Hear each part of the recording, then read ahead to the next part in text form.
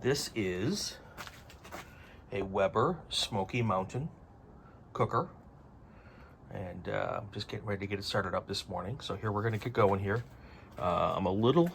This is kind of crazy for me because I'm not usually intimidated by anything cooking wise, but for some reason this whole Weber cooking thing, this smoking thing, has been really kind of scary to me for some reason. But we're gonna get it going.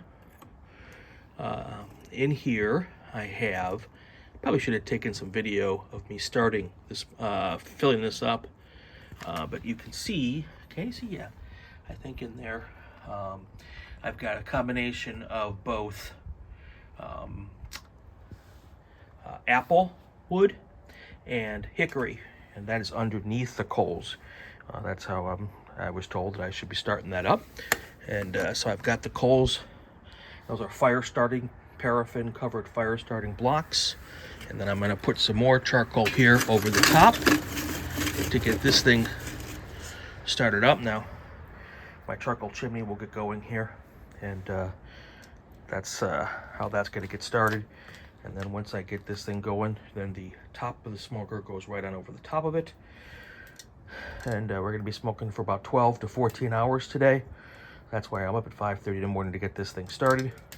So this morning we're gonna be smoking about a 15-pound brisket that I rubbed last night, and it is sitting waiting to come on this morning. And then also two about 10-pound, 8-pound or so pork butts.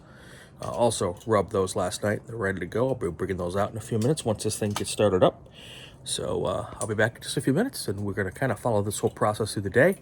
It's my first ever smoke on my new smoker, my new used smoker. There's a story behind that too. I'll talk about that a little bit later. So 5:30 in the morning here in beautiful Southern California, getting ready for my first attempt at smoking, something I've wanted to do for a very long time. So take about 10 minutes or so for the charcoal chimney to get going. And then I will, I can actually show you, here is some of the wood that I used. Where did that go? So that's the hickory, and that's the apple wood. And there's 3 of each of these size pieces of wood underneath the coals here. So we're gonna try to smoke this morning at about 250 degrees all throughout the day.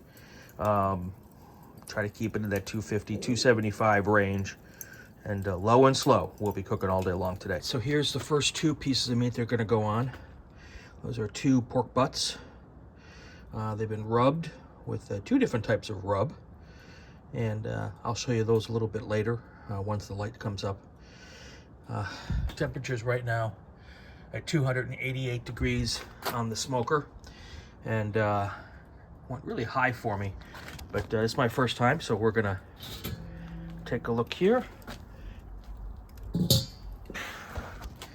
There's the Weber grill right there. The Weber, it's called a Weber's Bullet, or Smokey Mountain Bullet is what it's called, because it's shaped like a bullet. And so here we go for the first time. Here I'm gonna put the phone down, or the camera phone down, so I can do these, because I need 2 hands for this job. So I'll be right back, and I'll show you how everything's hooked up. Stand by. All right, there is the brisket. The brisket started out as about a 15-pound brisket before I trimmed, and it is now got all of the rub on it. The rubs were put on last night before I went to bed, so they've been on the meats now for about 6 hours before I put them on the grill here, on the smoker here. So I'm gonna give me a second here to put this on the smoker, and I'll show you a problem I just ran into, a good problem to have, and hopefully the solution will work. It should. It's made to do it, but we'll look at it in just a second. Well, there is the good problem that I have. I have a lot of meat on this smoker. I was planning to put both of those pork butts on the top, but I've had to put one. There's a grate underneath, which it's made to do meat on the top and the bottom. And I'm going to have to do some research as to if I should have trimmed down this stuff a little bit more, or maybe used smaller cuts of meat. But we're going to find out. I also have probes in. You can see there's a probe, and that probe goes up to my thermometer here, which goes up to another thermometer, which is a remote, which I can take inside with me. So I'll talk more about that in a little bit. Let me get this thing hooked up and done so I can get this thing back and get the cooking started.